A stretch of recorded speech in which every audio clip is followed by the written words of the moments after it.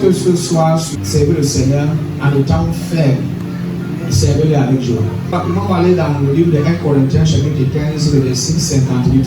Ainsi, mes frères bien-aimés, soyez fermes, inébranlables, travaillant de mieux en mieux à l'œuvre du Seigneur, sachant que votre travail ne sera pas vain dans le Seigneur.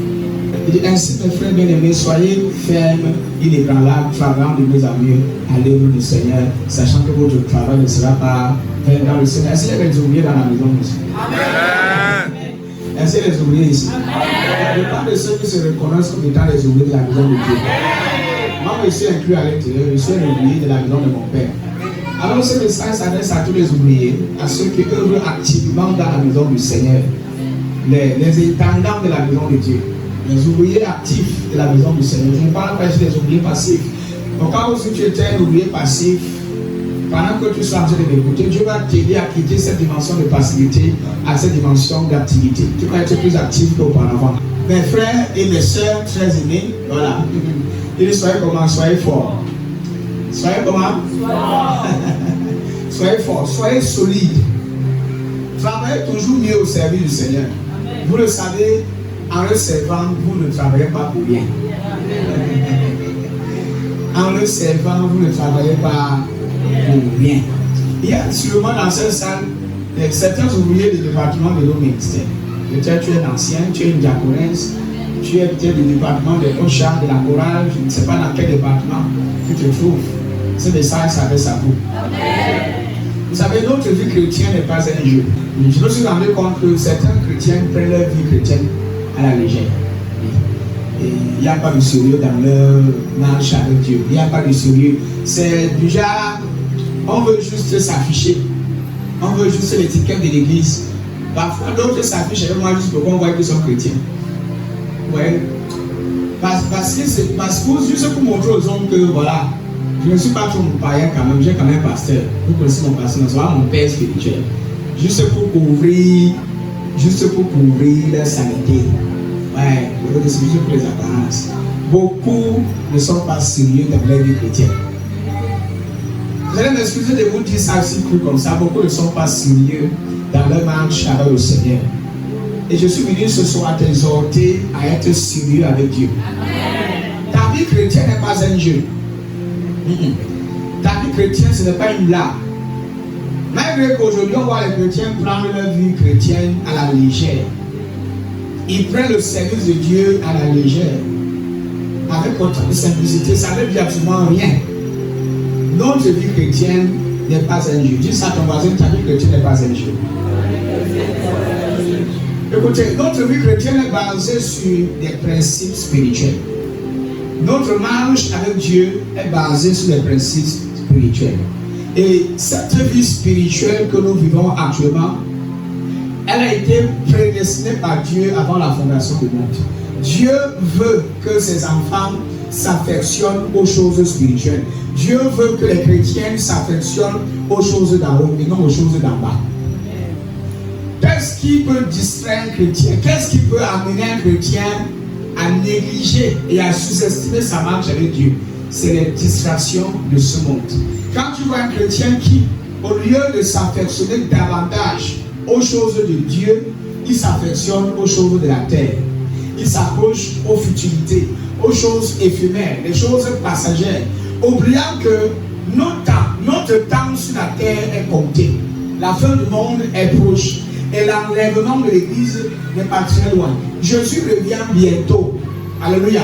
Le Seigneur revient bientôt et l'enlèvement de l'église c'est pour très bientôt. Voilà pourquoi tout véritable chrétien, tout véritable enfant de Dieu doit prendre sa vie chrétienne au sérieux, sachant que tôt ou tard, d'ici peu, la fin peut arriver. L'enlèvement peut être même demain. À partir du moment où tu comprends que l'enlèvement de l'église peut être à n'importe quel jour, à n'importe quelle heure, à n'importe quel moment, tu vas commencer à prendre ta marche chrétienne au sérieux. Tu vas plus jouer avec. Qui croit à l'enlèvement de l'église? Qui croit que Jésus-Christ va revenir? Oui, l'enlèvement de l'église existe. Elle est plus proche que jamais. Elle est plus proche que jamais. Au cas où tu l'as jamais entendu, laisse-moi t'annoncer aujourd'hui que l'enlèvement de l'église est très proche. Jésus revient bientôt. Et quand il va revenir, est-ce qu'il va te trouver prêt? Est-ce qu'il va te trouver sérieux, attaché aux choses de Dieu, affectionné aux choses de Dieu? Est-ce qu'il va te trouver dans la foi ou bien encore dans le monde? Aujourd'hui, nous sommes dans un siècle où on doit seulement pousser les gens à venir à l'église. Les chrétiens fuient des responsabilités, même quand on les confie une tâche, un service. Au lieu de s'approcher de servir avec du sérieux, ils prennent le service de Dieu à la légère et ils fuient. Et alors, mes frères et sœurs très aimés, soyez forts. Et ils soyez forts parce que ça ne va pas être facile. Donc, quand vous voyez l'apôtre Paul écrit cette lettre à l'église de Corinthe pour les fortifier, pour les encourager, pour les travailler, il dit, mes frères et sœurs bien-aimés, soyez forts. Soyez solides. Soyez solides. Il y a encore l'information, ça veut dire qu'avec autorité, la parole, c'est avec autorité. Soyez forts, soyez solides. C'est pour dire que ça va pas être facile. Travaillez toujours mieux. Écoutez, hein, tu as travaillé, tu vas encore travailler aujourd'hui. Dimanche, tu es à l'église, aujourd'hui, tu vas être à l'église, vendredi, tu vas à l'église. Il n'y a pas un jour où on se fatigue. Vous êtes en train de comprendre? Il n'y a pas un jour où on abandonne. Tu as rendu un service agréable, tu as rendu un service merveilleux au service de dimanche. Aujourd'hui, ça doit continuer. Vendredi, ça va continuer. Dimanche, ça va continuer, ainsi de suite, jusqu'à ce que Jésus revienne pour enlever son église. Travaillez de mieux en mieux. C'est-à-dire que chaque jour, donnez le maximum. Travaillez de mieux en mieux, parce qu'en réalité, si vous ne voulez pas travailler de mieux en mieux, le découragement va venir s'installer. Oui, le diable va te dire, mais est-ce obligé que je parle à l'église aujourd'hui? Hier, tu étais à l'église. Est-ce que c'est obligé que tu donnes aujourd'hui? N'est-ce pas l'autre jour tu as donné? Est-ce que l'année passée tu as sémé? Tu as oublié la grosse sémence que tu as fait l'année passée? Pardon, laisse les autres faire, c'est obligé. Il n'y a que toi dans l'église là. Tu es la seule personne, la seule femme dans l'église là. Laisse les autres se débrouiller avec. Pardon, prends sur le toit, occupe de ta vie, gère ta vie, ma soeur, sois sage.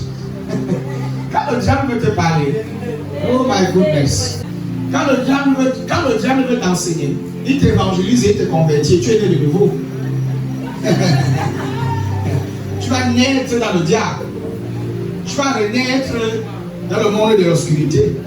Il va te convaincre par A plus B que aller à l'église tous les jours, servir Dieu de mieux en mieux ne sert absolument à rien. Il faut à un moment donné arrêter et se concentrer sur soi-même et s'affectionner aux choses que les autres aussi aiment. Hein? Sortir un peu, non, il faut sortir, il sort. Va dans une boîte danse, qu'est-ce qu'il y a? Qu'est-ce qu'il y a? C'est même pas mal les choux des églises. Va quelque part, c'est quoi? C'est quelques églises qu'on va sortir. Hein? Sors, va danser, bois, saoul même, ça va pas te tuer, saoul. Sois ivre. Quand tu ramasses les carnivores avant que tu rentres à la maison. Et dit, soyez forts, soyez solides. La marche chrétienne n'est pas facile. Il y aura des épreuves, il y aura des moments de découragement. Ça va pas être facile. Il dit, soyez forts, soyez solides. Travaillez toujours mieux au service du Seigneur. Il n'a pas dit au service du pasteur. Non, il n'a pas dit au service du prophète Judès. Voilà pourquoi quand je vais donner les instructions, quand je vais parler à mes enfants, je vais parler avec toute ma sincérité. Vous ne servez pas le prophète Judès. Non, nous servons le Seigneur. La preuve avec Amélie, quand un ancien, quand nous organisons souvent les programmes ici, on fait manger les gens, ils sont le seul qui mange. Non, c'est pas ça. Nous sommes tous assis ici, non? Le ventilateur là tourne sur ma tête seule. La lumière là, ça brille sur notre tête. Ça brille sur ma tête seule. C'est mon. Je dors ici là. Donc c'est ici que j'habite, c'est ça, non? Les toilettes là, c'est seulement les toilettes à moi seul. Oh my God. Nous sommes tous venus servir Seigneur Dieu. Nous sommes tous à son service. Et chacun a son gloire. Chacun reste dans son gloire. Chacun a son rôle. Chacun a reçu un service. Chacun a été embauché pour un service bien particulier. Dieu t'a appelé. Dieu t'a établi. Reste dans ton gloire. Là où il est assis, là, c'est son appel là-bas. Et Dieu te bénit dans son appel. Il a tenu là. Il est dans son gloire. Il fait son service. Et ce n'est pas pour moi qui le fais, c'est pour Dieu. Parce que quand quelqu'un va entendre ce message, il sera édifié, béni. La gloire va revenir à qui? C'est pas au prophète Judès. Parce que la parole que je prêche, ce n'est pas ma parole, c'est la parole de Christ. Je suis aussi un ouvrier comme vous. Nous sommes tous des ouvriers dans la maison de notre Dieu. Les mercredis, quand vous venez prier, c'est celui-là. Chaque jour qui passe, il faut toujours stimuler votre pensée. Examine ton cœur, examine ta pensée pour voir si réellement tu es toujours dans la foi. Pour voir si réellement tu suis Dieu sincèrement. Examine ton cœur pour voir si sincèrement tu marches selon la parole de Christ. Est-ce que tu vis, est-ce que ta vie ressemble, reflète le message, la parole du Seigneur? Chaque jour qui passe, quand tu te réveilles le matin, examine ta conscience. Est-ce que je suis en train de vivre le style de vie que Dieu a toujours voulu que moi je vive? Ils sont pleins ici qui jouent avec leur vie chrétienne. Vous blaguez avec votre vie chrétienne. La marche avec Dieu, ce n'est pas une marche des titres. Ce n'est pas la position. C'est la qualité de vie. C'est ta qualité de vie qui démontre, qui prouve si tu es vraiment un enfant de Dieu. Ce n'est pas le titre que tu portes. Ce n'est pas l'âge que tu as. Ce n'est pas le poste que tu occupes à l'église. Ce n'est pas la place que tu as auprès de l'homme de Dieu. Mais c'est la qualité de vie que tu manifestes. Est-ce que ta vie reflète la parole de Dieu? Est-ce que ta vie reflète le message que tu écoutes? Parce que tu peux écouter sans comprendre. Est-ce que vous savez que parfois, vous pouvez dialoguer sans vous comprendre? Le plus important dans nos relations, c'est pas le dialogue, c'est la compréhension. Est-ce que vous avez compris? Quelqu'un dit que c'est il faut le dialogue. Le dialogue, c'est bien, mais c'est la compréhension qui est plus importante. Vous pouvez très bien dialoguer sans vous comprendre. C'est-à-dire que chaque fois que vous parlez, mais ça fait toujours les problèmes parce que vous ne comprenez pas.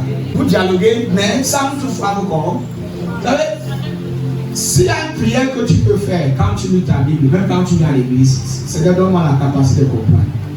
Pas seulement d'écouter, mais de comprendre. De comprendre ta parole, de comprendre le sens de ce que tu as entendu dire. Et si tu es arrivé d'envoyer un enfant, l'enfant a entendu, mais il n'a pas compris. Tu envoies un enfant, il a entendu, il n'a pas compris exactement ce que tu voulais dire. L'enfant va faire le contraire. Et dit, ainsi mes frères et mes amis, soyez fermes, inébranlables. Inébranlables. Fermes et inébranlables. C'est-à-dire déjà qu'on ne peut pas vous bouger, on ne peut pas vous distraire. Inébranlables, déjà on ne peut pas changer la vie. Vous tenez ferme dans votre engagement avec Dieu. Vous vivez selon la parole de Dieu et non selon votre chair. Vous marchez selon Dieu et non selon vous-même. Il dit soyez fermes, inébranlables. Travaillez de mieux en mieux. Parce que de toutes les façons, que tu le veux ou non, les gens vont vouloir te décourager. Dans ta marche avec Dieu, les gens feront tout pour que tu rentres en arrière. Les gens vont te persécuter pour que tu retournes en arrière. Mais je vous ai dit aujourd'hui, examine-toi toi-même. Examine ta conscience pour voir si ta vie chrétienne est en conformité avec ce que la parole de Dieu dit. Est-ce que ma vie chrétienne est en conformité avec ce que Dieu dit dans sa parole? Chaque jour, quand tu te réveilles au matin, avant la fin du journée, est-ce que ma vie chrétienne est en conformité avec la parole de Dieu? C'est très important parce que Dieu va bientôt enlever l'église. L'enlèvement est très proche. Plus les jours s'approchent, plus l'enlèvement devient encore plus proche. L'enlèvement est plus proche. Et le retour de Jésus-Christ devient de plus en plus évident. Parce que très bientôt, ça sera la fin du monde. Josué chapitre 1, verset 7. La Bible dans Josué chapitre 1, le verset 7, il dit fortifie-toi selon et un bon courage en agissant fidèlement selon toute la loi de Moïse. Mon serviteur t'a prescrit, ne t'en détourne ni à droite ni à gauche, afin de réussir dans tout ce que tu entreprendras. Pour que tu réussisses dans tout ce que tu fais, pour que tu réussisses même dans ta vie chrétienne, tu dois vivre ta vie en conformité avec la parole de Dieu. Ne te détourne pas de la parole. Vis selon la parole. Marche par la parole. Parle par la parole. Que la parole de Dieu influence ta vie. Tu dois laisser la place à cette parole d'affecter ton cœur. Il y a beaucoup de gens qui viennent à l'église, mais ils ne permettent pas que la parole de Dieu puisse les influencer. Ils ne permettent pas que la parole de Dieu puisse les impacter. Permets que cette parole que tu écoutes chaque jour puisse avoir de l'influence sur ta marche, dans ta vie, même dans ton quotidien. Que cette parole que tu entends t'impacte. S'il faut mesurer sa vie avec quelque chose, c'est uniquement la parole de Dieu. Est-ce que ma vie chrétienne est en conformité avec la parole de Dieu? Est-ce que la vie que je mène est en conformité avec la parole de Dieu? Est-ce que ça suit? Est-ce que je marche selon la parole de Dieu? C'est ce que vous devez constamment vous demander. Pour savoir si réellement si vous êtes demandé. Et dit, mon secrétaire t'a prescrit. Ne t'en détourne ni à droite ni à gauche. Ne te détourne pas de quoi? De la parole. Ne t'en détourne ni à droite ni à gauche. Afin de réussir dans tout ce que tu entreprends. Donc si quelqu'un veut réussir il doit vivre selon la parole de Dieu. Si tu veux réussir ta vie chrétienne, il doit vivre selon la parole de Dieu. Somme 119, verset 105. La Bible dit dans Somme 119, verset 105, il se dit, ta parole est une lampe à mes pieds et une lumière sur mon sentier. Ta parole est quoi? Est une lampe à mes pieds et une lumière sur mon sentier. Si tu marches dans le noir, s'il n'y a pas une lumière, tu ne sauras pas exactement où tu pars. Imagine que tu te retrouves dans un couloir où il n'y a aucune lumière, il n'y a pas d'ampoule, il n'y a rien. Tu vas marcher dans le noir. Mais la Bible dit que la parole de Dieu est comme une lampe. Elle est une lampe qui éclaire mes pas. Elle est une lumière sur ma route. C'est-à-dire que c'est la parole de Dieu qui doit diriger tes décisions. C'est sa parole qui doit diriger tes choix dans la vie.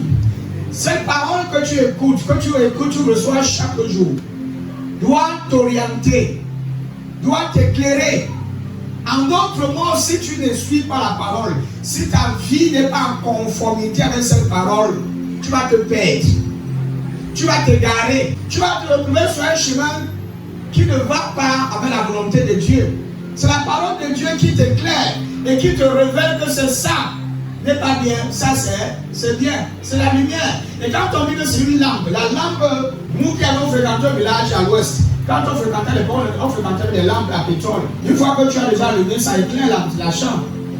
Tu as la capacité de pouvoir ouvrir ton cahier de lire, n'est-ce pas? Et imaginez l'instant où tu n'as pas cette lampe. Pour ceux qui ont vécu à un village où il n'y a pas d'électricité, l'obscurité est franchement noire, de genre que tu peux toucher avec du doigt. Si tu n'as pas de lampe, tu seras effrayé. Ceux qui sont effrayés par la vie, c'est ceux qui ne marchent pas selon la parole de Dieu. Ceux qui ne savent pas où ils doivent aller.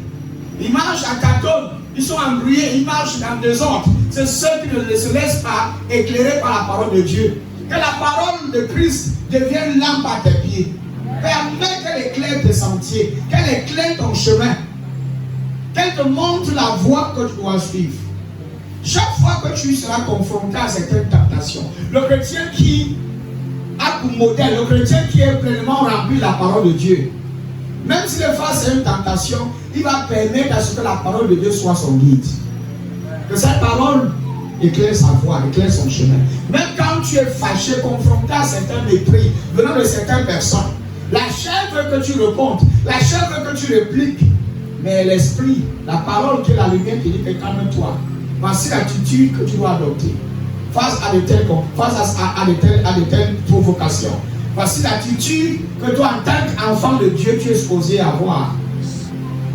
Mais le chrétien qui n'est pas à l'écoute et qui n'est pas rempli de la parole de Dieu, face à certaines tentations de la vie, il tombe d'abord. Il se retrouve dans certaines sottises, dans certains erreurs. Pourquoi? Parce qu'il ne permet pas à la parole de Dieu d'éclairer ses sentiers. Si tu veux marcher sur le bon chemin, permets que la parole de Dieu te montre la voie. Et c'est ce que je m'adresse à quelqu'un aujourd'hui. Lorsque vous traversez une rue sombre, on utilise une lampe qui est claire, n'est-ce pas? Lorsque vous traversez un couloir sombre, il faut automatiquement qu'il y ait une lampe. Soit c'est une ampoule. Lorsque vous entrez dans votre maison, là maintenant tout de suite, et même ce soir, après ce culte, quand tu vas rentrer chez toi, la première chose que tu vas faire c'est d'allumer. Si tu étais célibataire, la première chose que tu vas faire c'est d'allumer. Quand tu entres dans ta chambre, avant de faire quoi que ce soit, tu allumes d'abord. Parce que si tu n'allumes pas, tu ne verras même pas là où les choses. Malgré que c'est ta chambre, tu peux tomber sur les assiettes, tu peux même tomber sur le lit. Tu peux même piétiner quelque chose que tu ne devrais pas piétiner. Pourquoi? Parce que tu n'es pas en train de voir. Tu ne connais pas là où mettre ton pied. Mais par contre, quand il y a la lumière, tu sais exactement où mettre ton pied. Tu connais exactement ce qu'il faut éviter parce que tu es éclairé. Le chrétien qui se laisse conduire par la parole de Dieu n'est pas confus. Le chrétien qui se laisse conduire par la parole de Christ, il n'est pas embrouillé dans la vie. Il sait exactement quel chemin emprunter. Il sait exactement ce qu'il doit faire. Il connaît ce qui plaît à Dieu. Il connaît ce qui glorifie Dieu et ce qui ne le glorifie. Il se laisse conduire par la parole et non par ses sens. La parole nous montre le chemin de la vie. La parole nous enseigne la vie. La parole nous enseigne le mariage. La parole nous enseigne la vie du quotidien. Elle nous enseigne même comment gérer les hommes. La parole.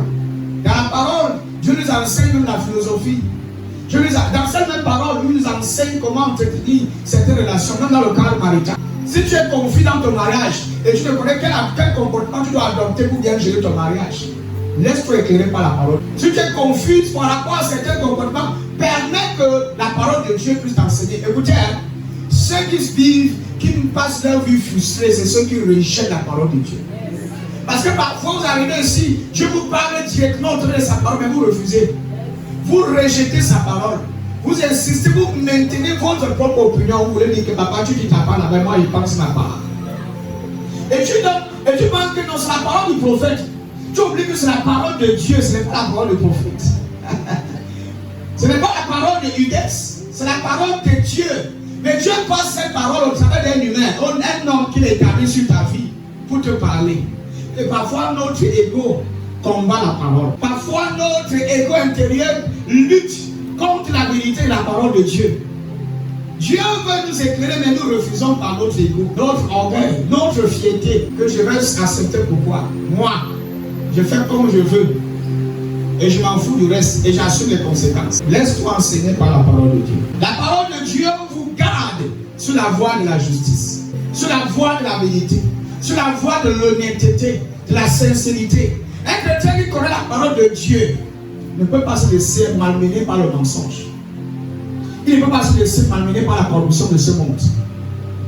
Même s'il se retrouve au milieu de certaines personnalités qui veulent le détourner, qui veulent l'amener à manifester ou à professer une fausse nature, il va se laisser diriger, orienter, éclairer même par la parole de Dieu. Que tu le veux ou non. Même quand tu es chrétien, tu veux la parole de Dieu, le Dieu te tente toujours.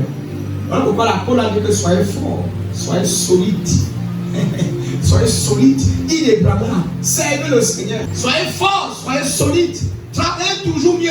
Si Dieu ne nous avait pas donné cette parole, c'est que nous sommes dans toutes sortes de bêtises. C'est que c'est même très grave. Parce que c'est sa parole qui nous empêche de commettre certaines gaffes. Quand la chair s'exhibe, quand cette chair s'y veut faire des choses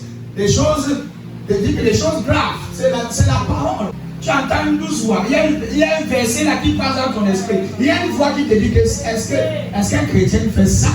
Il y a cette voix qui dit que est-ce qu'un chrétien doit faire ça? Alors tu te ressaisis, ok, j'ai compris. Là à ce moment-là, vous voulez dire que la parole, c'est la lumière de la vie. Il n'est pas question aussi de venir dans une église et écouter la parole de Dieu et être religieux. Il s'agit de vivre la parole de Dieu après le service de l'église.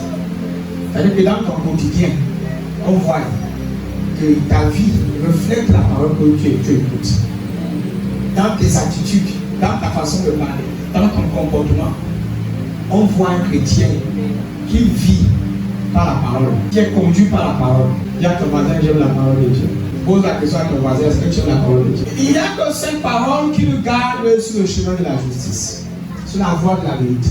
Parce que parfois, dans vos lieu d'activité, vous êtes souvent tenté d'être malhonnête. On vient vous tenter avec les fautes. Mais plus que nous sommes conduits par la parole, nous n'acceptons pas ça. Il y a des copines qui viennent dire que la vie que tu dois avancer, là, tu dois même à 100 000 francs. Donc, pour être sage. Oui, c'est pas ça. Parce que tu vas à 15 000 ans, le monde, tu devais prendre ça à 50 000 francs. Le monde veut te traîner dans la malhonnêteté. La parole, ceux qui connaissent la parole de Dieu, ils resteront sur la voie de la justice. Ils resteront sur la voie de l'honnêteté. Ils resteront sur la voie de la sincérité. Quand on voit certains chrétiens déraper là, c'est carré. C'est parce que depuis la base, dès la Genèse, il y avait un problème. Peut-être il écoutait et il ne comprenait pas. Il entend, comme la médaille, il y a certains qui entendent, mais on va comprendre. C'est pour ça que je dis que quand vous allez l'église, priez pour que je vous donne la grâce de comprendre. Pas seulement d'entendre, mais de comprendre le contexte du message. Le contexte de mon exhortation ce soir, c'est que vous devez vivre par la parole. Amen.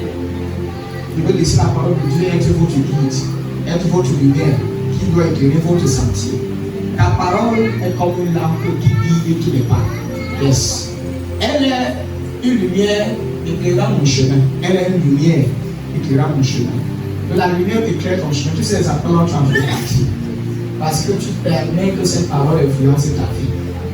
Tu permets que cette parole guide ta vie. Si la parole de Dieu dit que ne pas faire les coutumes, tu suis la voie de la parole de Dieu. C'est pas ça que vous comprenez, nous sommes ensemble. C'est la parole de Dieu dit que les coutumes ne sont pas bien. Hein? Aller chez Marabout n'est pas bien. Tu vas chez Marabout faire quoi? Permets que cette parole puisse éclairer ta vie, qu'elle éclaire ton chemin. Marche selon cette parole de Dieu. Si elle te dit d'aller à gauche, va à gauche. Si elle te dit d'aller à droite, va à droite. Vis en conformité avec la parole de Dieu. Si la parole de Dieu dit que reste dans ton foyer en tant que femme, ne sors pas avec l'un autre homme, reste dans ton foyer. Si la parole de Dieu dit que ton corps appartient à ton mari, non ton corps à ton mari, tu respectes, tu marches selon la lumière de la parole. Marcher selon la lumière de la parole, c'est obéir à la parole de Dieu, c'est vivre la parole de Dieu. Tu ne peux pas venir à l'église et dire Alléluia, le Seigneur a parlé, yes. Ton mari à la maison dit que c'est comment, donne-lui des dons pour pas, tu le sais à quoi. Tu sors là, m'en fiche avec tes conneries que tu fais là. Et la même nuit, tu te mets à genoux, tu commences à dire que, oh Dieu, Dieu d'abord fait le ciel ni. Dieu fait d'abord le ciel ni. Tu veux qu'il entende ta prière. Tu vas entendre ta prière toi-même seul. Même la Bible dit que, même quand vous, en tant que couple, quand vous jeûnez, il dit que jeûnez et cassez votre jeûne vite. Et quand vous finissez de casser votre jeûne, retournez au travail. Et quand vous montez ça, il dit retournez rapidement au travail. Pourquoi le diable ne vous ne soyez pas tenté par le diable? Quand dans un mariage où il y a pas de rapport sexuel, c'est bon, hein? C'est bon. Les couples qui chauffent, qui sont toujours en guerre là, c'est même pas le problème, c'est là-bas. Vivre selon la parole. C'est-à-dire qu'en tant que vous dites que la Bible que ton corps ne t'appartient pas. Le corps de l'homme ne l'appartient pas, le corps de la femme n'appartient pas. C'est ce que la parole de Dieu a dit. Tu vis en conformité avec ce que la parole de Dieu a. Et la parole de Dieu dit que tu ne dois pas détester ton frère, tu dois aimer ton frère. Mais tu aimes, c'est ça marcher à la parole. Donc quand tu déclares que la parole de Dieu est une lampe qui guide mes pas, elle guide tes pas comment? Guider tes pas là, ce n'est pas les pas, ce n'est pas les pieds physiques. En tout cas, c'est guider ma vie. Elle guide tes choix, elle guide ta conduite, elle guide tes décisions dans la vie. Mais elle guide même ton langage, elle guide presque tout. Non, avant même d'aller quelque part, la parole de Dieu te dit exactement ce qu'il faut. Elle te guide dans les challenges. Elle te guide quand même tu es face à certains dilemmes, à certaines tentations, à certaines confrontations, à certaines provocations de la vie. Cette parole te guide. Le diable amène les gens pour t'exciter, à te rébeller, à t'énerver, à te fâcher et à prendre de très mauvaises décisions. La parole de Dieu dit que calme-toi. Tu dois avoir la maîtrise de soi. Ne prends pas la décision à la hâte. Sois calme, sois douce. La chaîne dit que papa, il t'a parlé repos aussi. La parole de Dieu dit qu'une femme doit avoir la maîtrise. Un homme doit avoir la maîtrise. Tu calmes. C'est ça marcher par la parole. C'est même pas citant les versets bibliques. C'est pas que tu connais les versets de la Bible. Tu cites les versets de la Bible. Qu'est-ce que Dieu dit? C'est ça que tu dois vivre. Dans le confère. Qu'est-ce que Dieu dit? Ta parole est comme une lampe qui guide tous mes pas. Elle est comme une lampe qui guide ma vie, qui guide mon mariage, qui guide mes entreprises, qui guide mes relations, qui guide ma conduite. Ta parole est cette lampe qui guide mes paroles, mes expressions, mon langage, ma conduite, mes attitudes, mon caractère. Ta parole. Il faut permettre, tu dois permettre que cette parole puisse influencer ta vie. Être guidé par la parole. Elle est là. Et ta parole est comme une lampe qui guide tous les pas. C'est-à-dire que cette parole doit guider nos vies chaque jour. La parole de Dieu doit guider nos vies au quotidien. Pas souvent de temps en temps, mais chaque jour. Il n'y a pas un jour où tu dis qu'il faut que pardon, la parole de Dieu d'abord. Mais quand il se fâche, il dit que pardon, fichez-moi le camp de la parole de Dieu là. Fichez-moi le camp avec ça. Ici, là, moi. Ici, c'est moi. La fête de pouce, comme vous n'êtes pas là coucher. Qu'est-ce que la parole de Dieu fait dans votre vie? Elle vous montre le chemin. Yes. Alléluia. Elle vous montre la voie. Elle vous garde. Elle vous maintient sur la voie de la justice. La parole de Dieu vous garde. Et elle vous maintient sur la voie de la justice. Sur la voie de la vérité, de la sincérité. Quand les gens s'attendent à ce que tu sois corrompu, que tu changes, tu restes le même. Tu restes juste, tu restes un homme droit, un homme honnête, un homme sincère. Yes. Quand tu vois un homme de Dieu, un chrétien qui vit par la parole de Dieu, tu ne peux pas faire le mensonge dans sa bouche. Non, tu ne peux pas faire le mensonge dans sa bouche. Mais cependant, on a les chrétiens de l'église qui mentent jusqu'à ils prennent le jus, boire et le mandent sur ça. mentent à l'état excellent. C'est-à-dire qu'ils sont excellents dans le monde. Comment quelqu'un qui est rempli, qui est conduit par la parole de Dieu, qui est la lumière, peut vivre dans le mensonge? Quand Jésus parlait en vérité et en vérité, parce que la parole de Dieu ne peut pas faillir, elle ne peut pas mentir. Quelqu'un qui est conduit par la parole de Dieu ne ment pas. Il s'en fout de l'opinion des gens. Si la parole de Dieu l'amène à. Et s'il est conduit par la parole de Dieu, il dira toujours ce qui est vrai. Cette parole te maintient dans la justice. Quelqu'un dit la justice. Demande 2 Thessaloniciens chapitre 2, verset 3. L'enlèvement de l'église est très proche. Et la fin de temps est très proche. Que Dieu bénisse tous ceux qui sont en ligne et qui m'écoutent actuellement. 2 Thessaloniciens chapitre 2, verset 3. Qu'est-ce qu'elle veut dire? Que personne ne vous séduise. D'aucune manière, que personne ne vous séduise d'aucune manière. Car il faut que l'apostasie soit arrivée. Amen. Auparavant. Et qu'on ait vu paraître l'homme du péché, le fils de la perdition. C'est pour dire qu'en dernier temps, les gens vont être animés de certains sentiments de péché. Quand il parle de l'apostasie, il parle de personnes qui vont s'opposer à Christ, qui vont aller à l'encontre des principes spirituels. On parle aussi des personnes qui vont lutter, qui vont combattre Christ, ils vont combattre l'Église, ils vont combattre la justice, ils vont aimer le péché. Laissez personne vous tromper par n'importe quel mensonge. En effet, ce jour n'arrivera pas avant la grande révolte contre Dieu. La grande révolte contre Dieu. Le mauvais. Celui qui est condamné doit d'abord se faire connaître. Elle parle au diable ici. Il est en train de parler du diable. Et Matthieu 24, demande Matthieu 24, 12. Matthieu chapitre 24, verset 12. Matthieu 24, 12. Restez focalisés sur Dieu parce que permettez aussi que la parole de Dieu soit votre lumière. Qu'elle soit une lampe qui éclaire votre chemin, votre vie.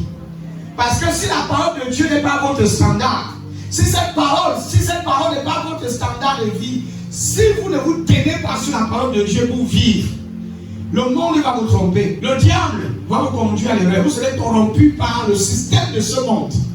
Et voilà pourquoi je tiens à vous avertir que nous sommes déjà proches de la fin des temps. Et l'enlèvement, c'est pour très bientôt. Et tout enfant de Dieu doit davantage s'affectionner aux choses de Dieu. Donc si avant tu aimais Dieu à 40%, tu dois donner à 90%. Si avant tu aimais Dieu, tu faisais les choses de Dieu, tu faisais le service de Dieu à 50%, tu dois monter à 100%.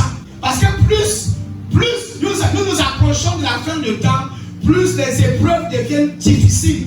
Les tentations deviennent plus rudes. La corruption augmente de plus en plus.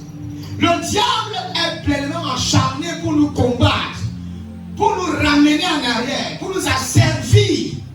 Et voilà pourquoi je dis que tout enfant de Dieu ne doit pas jouer avec sa vie chrétienne.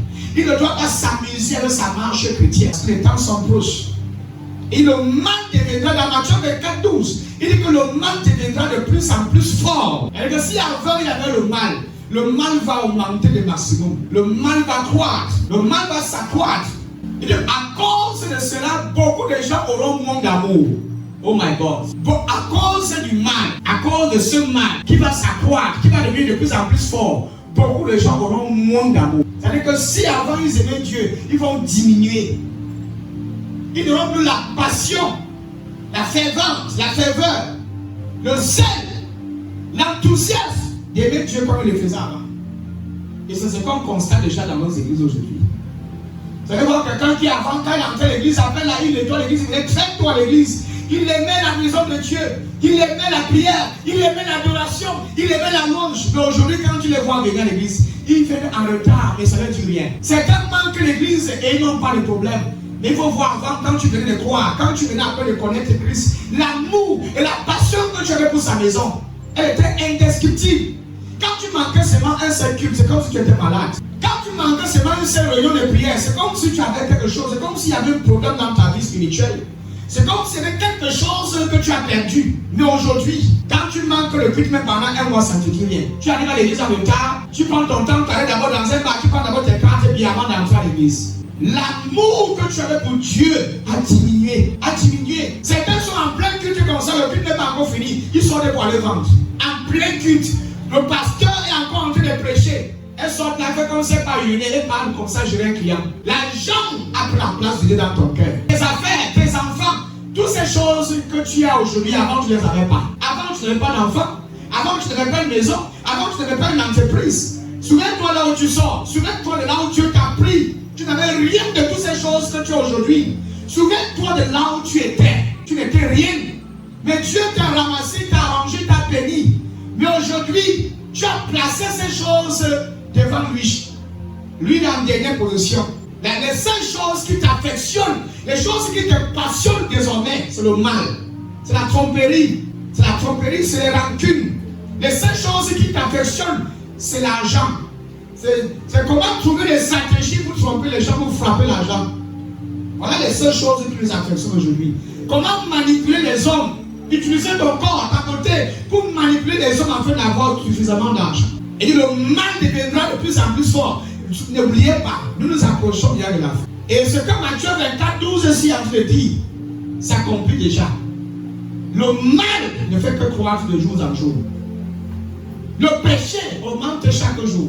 L'impiété augmente seulement en puissance. C'est là où les enfants de Dieu doivent faire très attention. Et de plus, l'impiété va augmenter. L'amour de plusieurs aussi va diminuer. Il parle de quel amour? L'amour de Dieu. L'amour pour le service. Aujourd'hui, les chrétiens servent Dieu pour l'argent, même à l'église. On sert Dieu pour un gain. On sert Dieu pour le ventre. On vient à l'église, on a un service, on attend un salaire. Ah, il y a Mahasa. Oh, Dieu tout puissant. Dieu tout puissant. Je n'ai pas vu ça dans les apôtres. Les apôtres n'ont pas fait ça. Votre passion pour la prière, votre passion pour le jeûne, affectionnez vos choses de Dieu. La seule chose qui passionne les gens ici, c'est leur vision. Moi, il veut être grand dans la vie. Il va avoir beaucoup d'argent. Comme si avoir beaucoup d'argent, c'est la vie éternelle. L'argent, c'est bien. Mais l'argent, ce n'est pas plus important que la vie éternelle. Frère, ne ratez pas l'essentiel. Ne courez pas derrière les futilités pour de rater ce qui est essentiel. Parce que l'argent est passager, ça ne va pas. Rassure-toi qu'avant toute chose, que tu as la vie. Et que tu manges sur la parole de Dieu. Certains ici ne pouvaient pas passer une semaine sans évangéliser. Tu ne pouvais pas passer une semaine sans évangéliser. Il y avait des moments où quand tu ne donnais pas ta dîme, c'est comme si tu étais mal à l'aise. C'est comme si tu étais malade. Et quand tu sais que tu as mangé ta dîme, la dîme que tu es supposé donner à Dieu, que tu as mangé cette dîme-là, tu étais mal à l'aise. Mais aujourd'hui, tu peux me faire un an sans donner ta dîme et tu n'as pas un problème. Non, tu es à l'aise et tu es confortable et tu n'as aucun souci. Tu peux faire un an sans donner ton offrande. Ça apporte une contribution dans la maison de Dieu, mais c'est pendant que tu n'as aucun souci. Voilà où nous en sommes aujourd'hui. Voilà où nous en sommes aujourd'hui. L'amour d'un grand nombre. Et regardez, ne voyez pas les gens crier à même fois à l'église. Et je criais, chantais, et parlais en kata. Au fond d'eux, si tu regardais, ce qui les préoccupe le plus, c'est leur propre vie. Ce qui les intéresse, c'est leur vie d'abord. Beaucoup sont à l'église par intérêt, et non par amour pour Dieu. Il faut que tu les bénisses avec une maison, il faut que tu les bénisses avec un mariage. Il faut que tu les donnes des enfants, il faut que Dieu les ouvre les portes afin qu'ils voyagent. Mais combien viennent à l'église par amour pour Dieu, pour ce que Christ a fait pour eux? Votre amour pour les choses de Dieu diminue parce que vous regardez qu'à vous-même. Beaucoup sont remplis d'eux-mêmes. Les Coréens sont devenus très égoïstes dans nos ministères.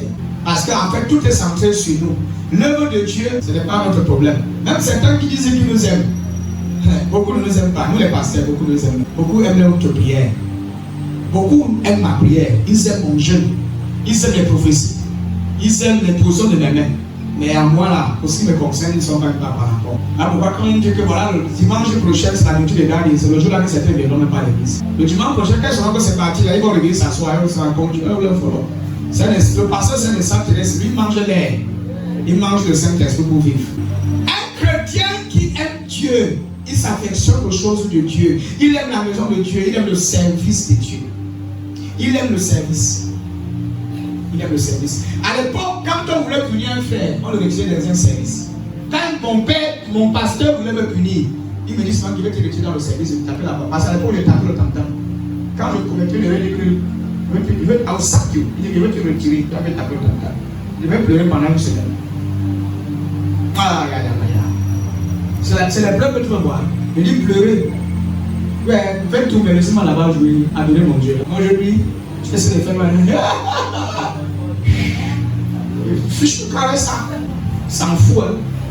Ils sont un peu trop contents du nom papa d'ailleurs, c'était même trop béni. Le transport, venait tout le temps de servir là, c'est donc le temps que nous transport là, c'est trop béni. Allez voir la passion qu'on avait pour servir le Seigneur. Tu prêches l'évangile comme ça, quand une âme vient à l'église de nous là, oh mon Dieu, la fête. Quand tu prêches l'évangile, ça c'est qu'une âme te suit à l'église, c'était la fête. C'était la fête. Aujourd'hui, les gens qui peuvent faire un an à l'église, là, sans même parler de Jésus à quelqu'un. Même dans leur propre famille, on ne sait même pas qu'ils sont chrétiens. Même dans leur propre famille, personne ne connaît qu'ils sont chrétiens. On parle de l'église en cachette. On cache la Bible dans le sac. On attache avec le plastique noir. On sait. Là où tu vois que tes amis sont en train de parler de l'église, tu dis non, pardon, laissez ça, laissez ça. Ça sent le sujet là. Et le marchand chapitre 13, verset 35. Donc que rien ne vous décourage. Que rien ne décide votre foi en Dieu. Que rien ne vous distrait de votre foi en Dieu. Si Dieu t'a appelé dans un service, dans sa maison, reste faible. Il y aura toujours, je vous dis qu'il y aura toujours différence entre ceux qui servent Dieu et ceux qui ne servent pas. Et il y aura toujours différence entre ceux qui aiment Dieu et ceux qui ne l'aiment pas. Le service que vous faites pour Dieu aujourd'hui, là, il récompense. Le pasteur ne peut pas te récompenser, mais Dieu va te récompenser. Parce que c'est lui que nous servons tous seuls. Chacun amasse pour lui-même. Chacun amasse pour lui-même. Quand ton amour pour Dieu et pour son service ne diminue jamais. Peu importe ce que les gens peuvent te faire à l'église, quand ton amour pour le service de Dieu ne diminue jamais. Peu importe ce que le pasteur va dire, peu importe ce que tu vas entendre de la bouche du pasteur, quand ton amour pour Dieu et pour son service ne diminue jamais. Quand on reconnaît ton travail, qu'on ne le reconnaît pas, c'est Dieu. Quand l'église où tu sais apprécie ou n'apprécie pas, continue de le servir. C'est le Seigneur. Beaucoup sont trop émotifs quand ils servent le Seigneur. Beaucoup sont trop capricieux quand ils rendent un service à Dieu. Parfois, ces caprices montrent que vous ne servez pas Dieu. Parfois, quand les gens sont encore trop capricieux, ça donne l'impression que c'est un homme que vous servez. C'est le pasteur qu'on sert. C'est son attention qu'on essaie d'attirer et non l'attention de Dieu. Ce sont ses faveurs qu'on essaie d'attirer et non la faveur de Dieu. Tu ne sers pas un homme, tu sers Dieu. Le service que tu rends à l'église par amour, recherche sa faveur et non la faveur du pasteur. Recherche la faveur de Dieu et non celui du pasteur. Recherche l'approbation du ciel et non celui d'un homme. On ne sert pas pour être vu. Il y a des gens qui servent Dieu en secret. Oui, ils sont là, ils viennent très tôt, ils nettoient les toilettes, personne ne les voit. Mais Dieu les a vu nettoyer ces toilettes. Amen. Même si je les ai jamais mentionnés dans l'église et dit que waouh, Dieu courage. Dieu lui-même va les fortifier. Ils vont continuer leur service. Yes. Il y a des gens qui ne peuvent pas se couper à nettoyer tous les noms. Il y a des gens qui ne peuvent pas se couper nettoyer cette salle. Ils ne peuvent pas se couper nettoyer l'église. Ils sont là trop grands. Ils ont là beaucoup d'argent. Ils sont trop âgés pour faire ça. Ou bien encore, ils sont trop beaux, trop belles. Pour se couper au sol et nettoyer le sol. Et pourtant, dans leur chambre, ils nettoient. Dans leur salon, ils nettoient. Ils nettoient le cheveu, mais à l'église, c'est à l'église qu'on joue au grand. Que rien ne dissipe votre service pour le Seigneur. Alléluia. Il y a beaucoup qui ont changé. Beaucoup ont changé. Beaucoup de chrétiens ont changé. Beaucoup de chrétiens, leur vie chrétienne, ils ont pris ça. C'est devenu n'importe quoi. C'est au désordre. Au désordre. Ils viennent par. Juste aussi là, ils sont là, acte de présence et tout. C'est juste l'acte de présence à l'église. Beaucoup. Là, ils ne se fâchent pas trop. Il ne faut pas que le père là, il s'énerve. Il ne faut pas que le pasteur là s'énerve. Il faut que quand il sache que je suis quand même pas passé. Il m'a vu. On ne sait jamais un jour veut prier pour moi. Et il y a une différence entre ceux qui aiment véritablement le Seigneur et le servent correctement et ceux qui ne le font pas. Écoute-moi bien. Tu dois t'examiner toi-même. Alléluia. Tu dois t'examiner toi-même et protéger ton cœur. Protège ton cœur contre toutes sortes de choses qui peuvent t'empêcher de servir Dieu. Tout ce qui entre là ne permet pas que n'importe quoi entre dans ton cœur. Écoutez, il y a des choses qu'aujourd'hui, quand je regarde, ça ne me dit plus rien. Il y a certaines trahisons de mes enfants, quand je regarde, ça ne me dit plus rien. Il y a certains mépris, certains manques de respect que certains d'entre eux manifestent avec moi quand je regarde, ça ne me dit plus rien. Vous savez pourquoi? Parce que se focaliser là où c'est la cause, ils sont en train de courir. Se focaliser sur Christ. Je me focalise sur ceux qui croient en moi. Et ceux qui croient en mon message. Parce qu'au milieu des 100, au moins c'est 80 qui croient en moi. Donc je ne veux pas perdre mon temps à me concentrer sur peut-être les 30 qui sont là à me distraire. Je me focalise sur les 80 qui croient. Et qui me suivent sincèrement dans le message. Yes. Parfois vous êtes distrait à vouloir convaincre le diable. À vouloir changer le diable. On peut changer le diable. Il y a des gens qui ne vont jamais changer. Même si tu es capable de tu pries, tu jeûnes pendant 100 000 ans. Ça sert à rien. Avance. Si tu veux rester dans la vouloir, tu vas souffrir. Il doit changer. Il veut qu'il change. Il ne peut pas. Et ayez de l'amour les uns pour les autres. Alors tout le monde saura que vous êtes mes disciples. Ça c'est Jean 13 et 35. La vie chrétienne c'est un long voyage. Et chaque jour c'est un nouveau jour. Chaque jour c'est un nouveau jour pour marcher dans l'amour. C'est ce que la Bible dit qu'on doit s'aimer. La marche chrétienne c'est un long voyage. Tu as aimé hier, tu as encore aimé aujourd'hui. Ne dis pas que non, j'ai aimé hier, il faut qu'aujourd'hui essaie de dire non, tu aimes hier, tu aimes aujourd'hui, tu vas toujours aimer les gens. Et tu vas continuer. Chaque jour, c'est un nouveau jour où tu dois profiter pour aimer quelqu'un. Tu as rendu service hier, tu vas encore rendre service aujourd'hui, et demain tu vas encore rendre service. Et tu vas continuer de rendre service jusqu'à ce que Jésus revienne. Il n'y a pas un jour où tu t'affaiblis, tu commences à dire que j'ai trop rendu service. Il est temps que j'arrête un peu, c'est trop, c'est trop. Non, mon frère. Il n'y aura pas un jour où tu dis que j'ai trop aimé. Il faut que j'arrête d'aimer les gens. Il faut toujours aimer. Love today, you love tomorrow, you always love people. Ayez de l'amour les uns pour les autres, alors tout le monde saura que vous avez ici. Voilà comment les gens sauront que vous êtes les chrétiens. C'est par votre façon d'aimer les gens, dans votre comportement. Un chrétien qui n'aime personne, vous savez ça? Vous savez qu'il y a des chrétiens qui sont à l'église, un des devenus chrétiens, mais qui ne connaissent pas ce que c'est que l'amour. Et les chrétiens sont extrêmement méchants. Quand tu les regardes, mieux encore de leur païen, mieux on reste païen toute notre vie. Quelqu'un va à l'église, il entre c'est un sorcier. C'est 1 Jean 1,7.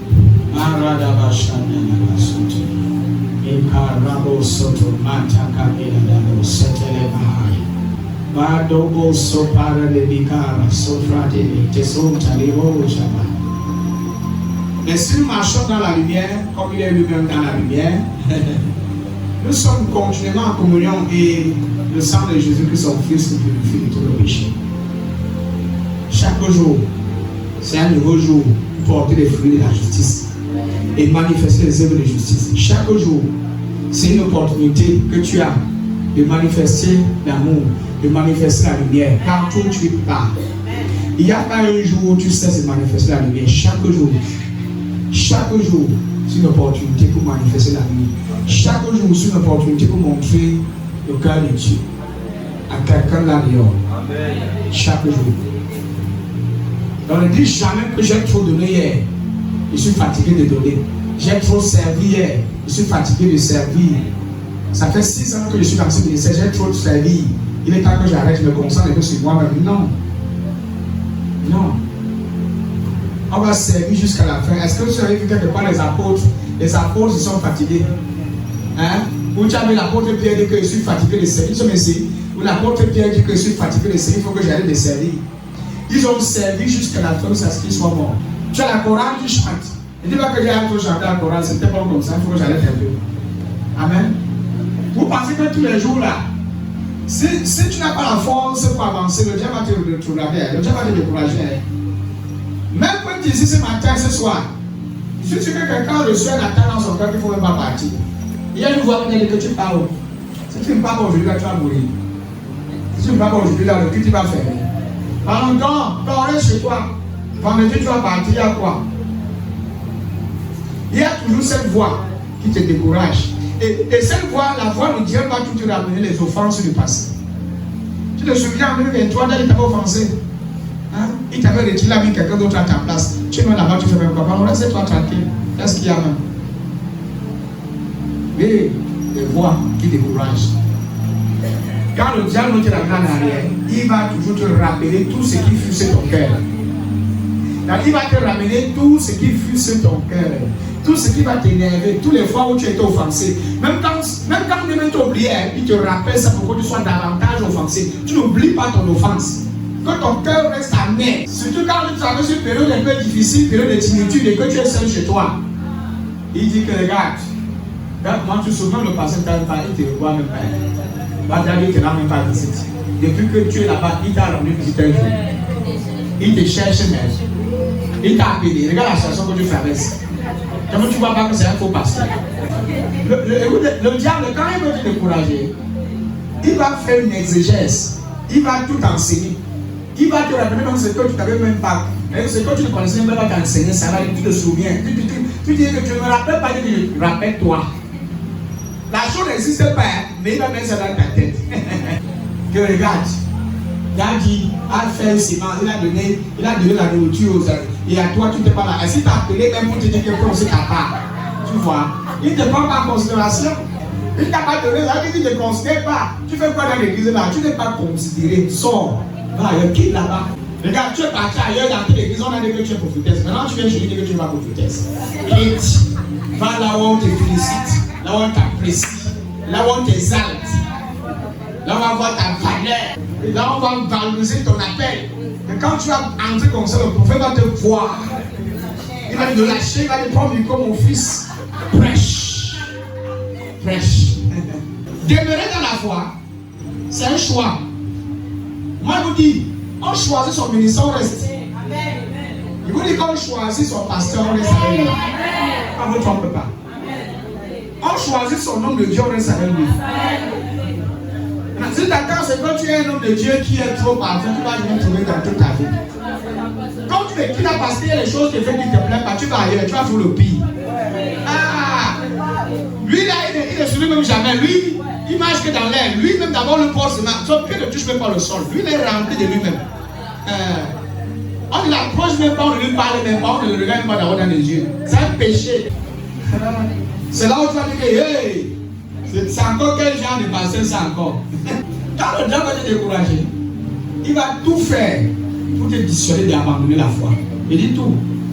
Il va tout faire. Et regarde comment tu finis des efforts de travail. Ici, pendant il n'apprécie même pas. Tu vois, il va calculer un culte. J'ai prié sur les gens, j'ai imposé les mains sur toi. Tu vois, il est passé, il t'a fait imposer les mains. Le pasteur, ce n'est pas.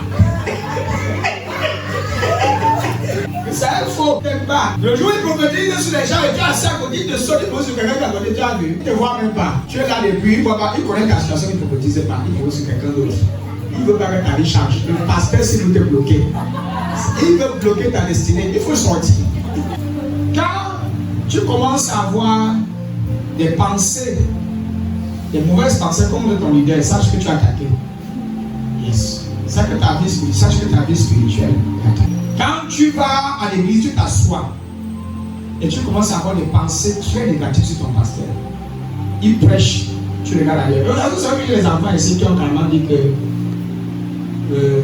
je me répète, dans mes enseignements, je dis presque même chose chaque jour, que je n'évolue pas dans ma prédication. Vous dites que moi je vis. Il y a des choses que tu attends. Si tu n'as pas la foi, tu vas abandonner. Je ne vais pas vous dire le nom, voici ça, ça. Vous comprenez? C'est un de mes enfants que j'ai formé. De la grâce, il prend l'enfant, bâti, nourri. L'enfant s'était dit que il grandit plus, il pousse les titres, il se répète. Il prêche les mêmes messages. Si tu n'as pas la maturité et que tu ne connais pas là où tu en te bâti, mon cher ami, ça va te toucher. Je n'ai jamais appelé l'enfant pour dire que voilà ce que tu as dit. L'enfant, le courant de Dieu me dit ça en face aussi. Par rapport à les gens compris. Il y a des gens qui ne sont pas enseignés avec. Est-ce que c'est que le niveau de la connaissance que vous voyez ici là, on t'enseigne, comme certains, on t'enseigne à un certain niveau, c'est comme si celui qui t'enseigne ne connaît plus rien. Maintenant, toi, tu peux l'enseigner. Oui, vous savez qu'il y a des gens qui ont capacité d'apprendre très vite. Ils comprennent vite. Comme tu enseignes, ils prennent ça, ils comprennent ça 2 fois. Et il a une avance même sur ton message. Et c'est une grâce que cet enfant-là peut-être.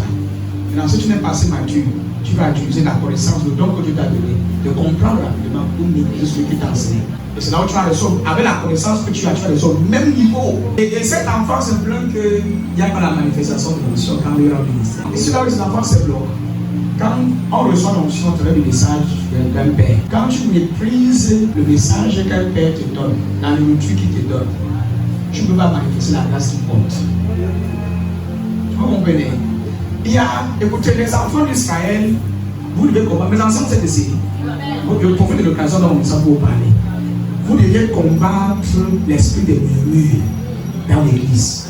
L'esprit des murmures bloque le progrès, bloque la manifestation de l'église. Quand l'église est attaquée, les gens commencent à murmurer contre le leader.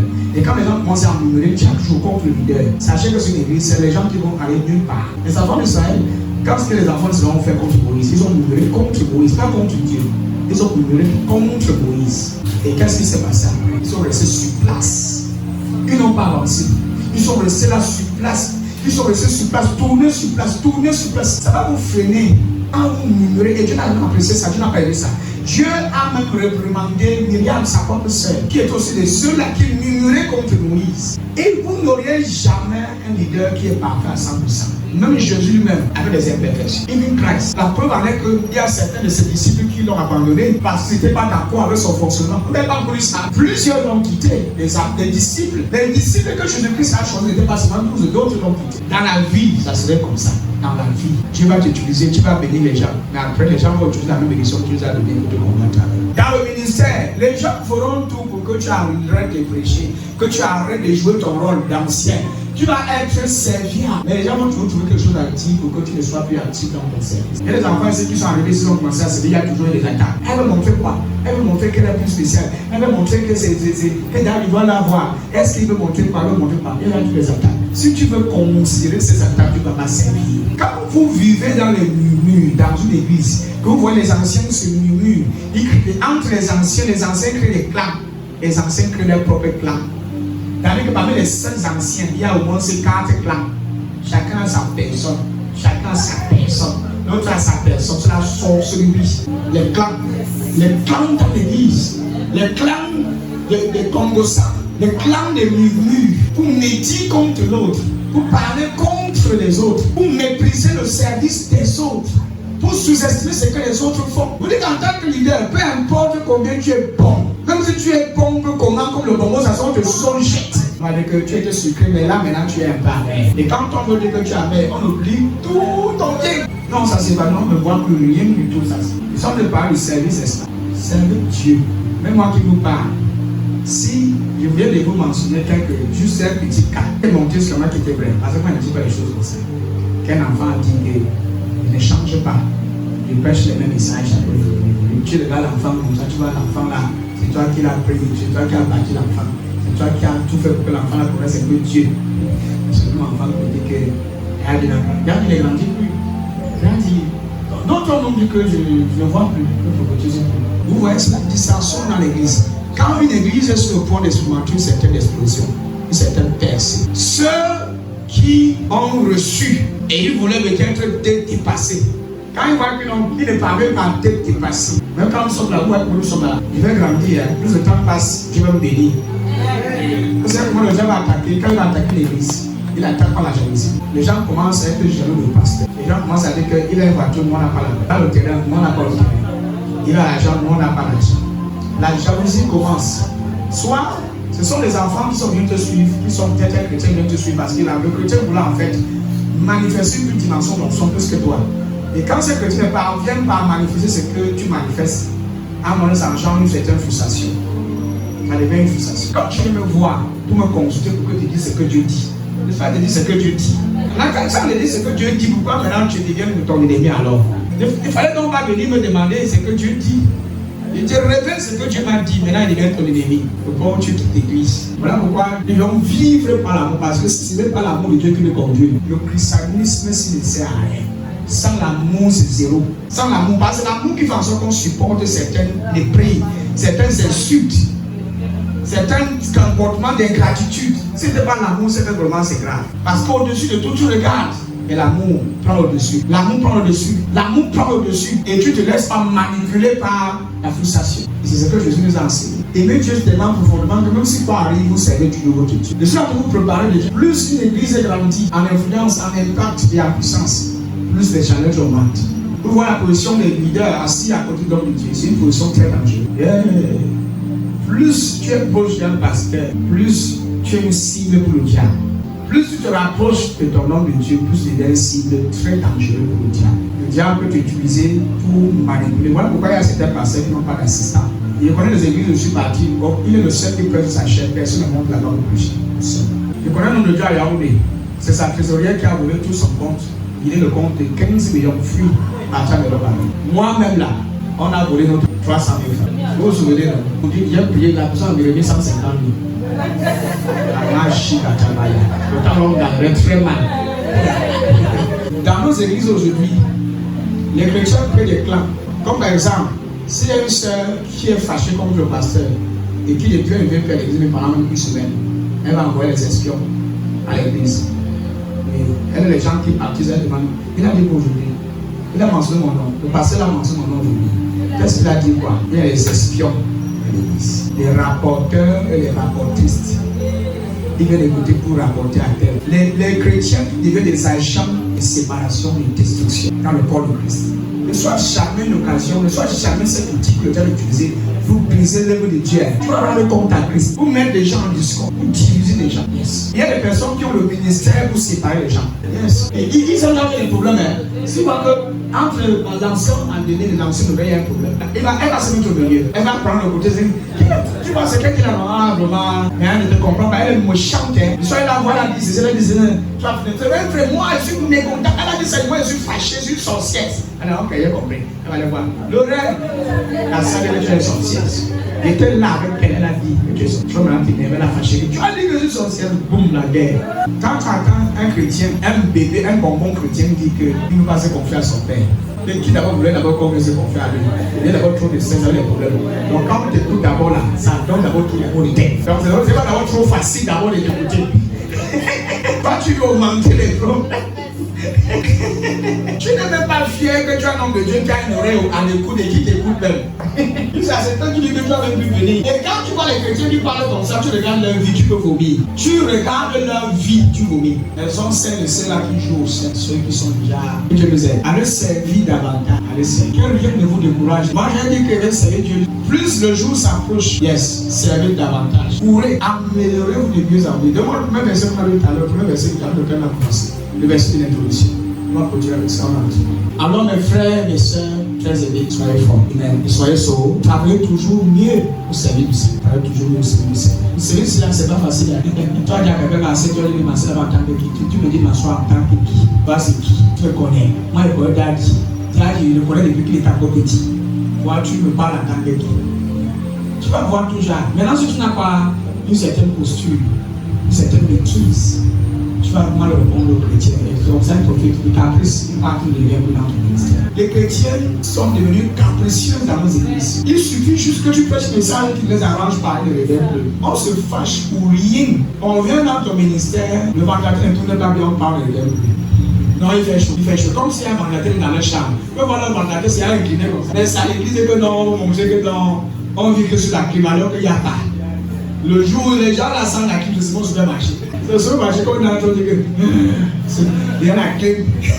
Mais on vient à l'église, il y a la clim, mais c'est pendant on se plaint. Non, il fait chaud. Quand tu vois un chrétien qui n'est pas sérieux, non, ils ont tout genre d'excuses. Un chrétien qui ne peut pas rester dans le ministère aura tous les excuses pour partir. Même s'il n'y a pas d'excuses, elle va créer une excuse pour partir. Quand tu vois quelqu'un m'a dit qu'il est prophétisé plutôt là, c'est les excuses qu'on a chercher, les failles, le chantage. Oh, surtout le côté où j'ai écrit à Daddy, il ne m'a pas répondu. Je vais vous dire quelque chose. Si ça te frustre, pardon, sois calme. Je ne suis pas la police. Je ne suis pas un gendarme. Je ne suis pas le sapeur-pompier. Nous sommes d'accord. Je ne suis pas la police. Je ne suis pas un sapeur-pompier en même temps. Donc j'ai aussi une vie. Par contre, quand on le message, je ne sais pas à quel niveau je suis. Tu ne sais même pas ce que je suis en train de faire. Tu ne sais même pas dans quelle situation moi je suis. Donc si j'ouvre la bouche, je te dis exactement ce que moi je vis. Tu vas dire que, prophète de Dieu, c'est. Non, papa, laisse ça va. Ni encore ma vie. Ta part, même encore, c'est grave. Soyez tolérants envers les hommes de Dieu. Vous dites que soyez tolérants envers les hommes de Dieu. Soyez patients, soyez aussi soyez compatissants. Oui, nous condamnons toujours les hommes chrétiens. Ils sont trop prompts à nous jeter des pierres, à nous jeter des grosses cailloux. Allez voir comment on a passé presque toutes nos vies à vous couvrir, à prier pour vous, à intercéder pour vous. Mais il suffit d'une petite erreur comme ça que nous on a commis. Oh mon Dieu, on le crucifie une fois et on coupe nos têtes. Et il faut voir les chrétiens avec leur propre père biologique. Vous pouvez couvrir vos pères biologiques. Tu peux exposer ton père. Tu peux exposer ton père. Bon, par exemple, toi, tu peux exposer tes parents. Quelqu'un même parle même mal de ton père, là, tu peux me le chiffrer. Donc, il parle mal de ta mère, tu vas aller le mettre. Et c'est un homme de Dieu, c'est le sujet de la conversation. C'est-à-dire que c'est même faux, hein? C'est même pas vérifié, hein? Mais vous devez faire une analyse jusqu'à ce que vous allez conclure. C'est-à-dire que tu as déjà compris, tu n'as même pas encore écouté l'homme de Dieu, tu ne l'as même pas encore rencontré, tu ne le connais même pas de manière intime. Mais tu as déjà fait une conclusion, c'est-à-dire que c'est ça. Ils allaient condamner, il est à condamner, il faut aller en enfer. C'est ça en fait. C'est comme nous vivons dans nos ministères chaque jour. Trouver des chrétiens qui savent tolérer et qui supportent les leaders, c'est très rare. Vous savez, tous les humains ont des faiblesses. Tous ici ont des faiblesses. Moi-même qui vous parle, j'ai des faiblesses. Moi, je peux avoir une faiblesse d'impatience. Je peux avoir ma faiblesse, ça peut être la colère. Ma faiblesse, ça peut être, je sais pas, une faiblesse que j'ai. Je peux avoir une faiblesse. Ce qui est sûr, c'est que si on nous place dans la même maison, on vit là, et moi, je suis sûr que vous avez constaté que dans ici, là, il y a un problème. Il y a des choses que le Père s'est fait, ça énerve. C'est sûr. Quand on se voit à l'église, non, super prophète, enseigne les saints. Alléluia. La seule personne qui me connaît dans toute mon intégrité sont des enfants. Il m'a évité de juger les autres à distance sans les connaître. De les condamner sans les connaître. Ce n'est pas bien. Tu as entendu que tel frère dans telle église a fait ça, tu l'as condamné. C'est ce que nous avons passé le temps à raconter. Nous parlons trop. Dans nos idées, les chrétiens parlent trop. Les chrétiens bavardent trop de commérage dans le milieu chrétien. On bavarde à tort et à travers, on raconte n'importe quoi sur les gens sans même les connaître. Tu as entendu qu'il y a des choses, tu as entendu qu'un l'ancienne église a fait. Tu ne connais même pas encore le fond de la chose. Tu as déjà préparé ça dans toute l'église. Tu deviens l'évangéliste et tu commences à prêcher. Et tu commences à propager l'information dans toute l'assemblée. Non. C'est un tel comportement qui doit cesser dans l'église. Les rumeurs, les racontages, les murmures. J'ai des mamans ici que même si je suis l'âme du ciel, elles vont pouvoir trouver que je fais des erreurs. Même si je fais le bien que comment, elles vont pouvoir dire que ça va pas, ça va pas, ça va pas, ça va pas, ça va pas. Jesus. On dit qu'il avait son écharpe. Moi, je dis que ce n'est pas d'écharpe comme ça. Priez pour notre ministère et priez pour vous-même. Parce que j'ai constaté que plus on met l'homme avec un homme de Dieu, un homme de Dieu change. La familiarité s'installe et on commence à se prendre la grosse tête. Et aussi la deuxième chose, quand on occupe déjà une poste auprès d'un homme de Dieu, on commence à gonfler et on commence à se prendre la tête. Et on commence à croire qu'on peut venir s'adresser à cet homme de Dieu là n'importe comment. Parce qu'on est proche de lui. Le chantage du fait que j'ai été avec lui pendant longtemps. Il y a des gens qui ont été avec moi pendant longtemps, mais ils ne sont pas proches de moi. L'erreur que nous les autres de nous commettons, c'est que nous ramenons certaines personnes proches de nous qui ne sont pas dignes. Nous rapprochons certaines personnes proches de nous qui n'ont pas l'éducation qu'il faut. Ils ne sont pas matures. Et ils viennent, quand ils sont déjà bien assis, quand ils ont déjà certaines faveurs, commencent à commettre des gaffes, le mépris, le chantage, l'arrogance, toutes sortes. J'ai des enfants que même quand ils sont assis, moi ils me respectent maintenant. Ils font ce qu'ils veulent. Le respect a foutu le camp. Et quand tu regardes la vie de ces enfants, tu peux comprendre pourquoi leur vie est comme ça. J'ai une grâce. C'est que si quelqu'un est sous moi et qui n'est pas béni, il faut regarder la vie de la personne. Il faut revoir ta propre vie. Si tu es sous moi et si tu es sous mon onction aussi, et qu'à un certain niveau tu regardes ta vie, et les gens me disent à quel point ils donnent le témoignage. Ils donnent le témoignage. Revoir ta vie. Les enfants que tu as donné le recommander, ils sont terribles. C'est cela la grande de Paris. Ils sont la crainte, le respect des choses de Dieu a foutu complètement le camp. L'honneur pour le sacré n'existe plus. Le respect pour la maison de Dieu n'existe pas. Et les gens, pendant qu'on adore, ils sont en train de marcher. On est en train d'adorer Dieu, ils sont en train de sécuriser. Ils n'ont aucun respect pour la présence de Dieu. Ils sont en train de faire du n'importe quoi. Ils sont en train de bavarder derrière. Pendant que le passant de prêcher, ils sont en train de causer d'un autre truc. Ils sont en train de faire un commentaire sur un sujet qui n'a rien à voir avec ce que l'homme de gens qui le dit. Ils sont dans leur commentaire, ils sont sur le téléphone en train de boire. Ça peut être chérie, je t'attends tout à l'heure, quand moi j'arrive et je suis à l'église. Ils sont là. La personne est loin en train de causer, c'est oh mon Dieu, aucun respect pour la présence de Dieu. D'autres viennent s'asseoir devant nous comme ça, on voit ce qu'ils ont fait. Ils mentent devant nous. Quelqu'un s'assoit devant un prophète, il ment. Il s'assoit devant l'autel, il ment. D'autres écoutent ce que tu as dit, ils prennent ça, ils transforment le sens pour que les gens te voient mal. Un chrétien qui est dans une église et qui essaie de monter les chrétiens du passé contre le pasteur en racontant des mensonges pour qu'on déteste l'homme de Dieu, qu'on puisse l'aimer dans l'église. Quand il est dans l'église, c'est seulement l'intention de déstabiliser, de critiquer. Quand tu as des tels chrétiens dans ton église qui prennent le temps seulement à critiquer tout ce que tu dis, il y a toujours quelque chose qu'on va trouver que tu n'as pas bien dit. Il y a toujours un mot là qu'on va dire, il n'a pas bien placé le mot si ce n'était pas ça. Là, il parle mal aux gens. J'ai dit ceci, le jour où tu seras leader, tu seras fondateur, tu vas comprendre. Et il faut que ça commence par le fait que tu sois déjà parent et que tu aies déjà mis un enfant à la maison. C'est là où ça commence. Commence déjà avec toi et tes enfants. Déjà, rien que toi et tes enfants avec ta femme. Ta tête vient sauter dedans. Il faut devoir diriger au moins 300 personnes. On ne va aller loin. Rien que toi, en tant que célibataire, n'allez pas d'abord apporter ta vie. N'arrive même pas déjà à bien gérer, à discipliner ta propre vie. Malgré les gens que tu as disciplinés. C'est quand tu as les enfants que tu comprends que la première église commence chez toi. Et là maintenant, c'est une deuxième église.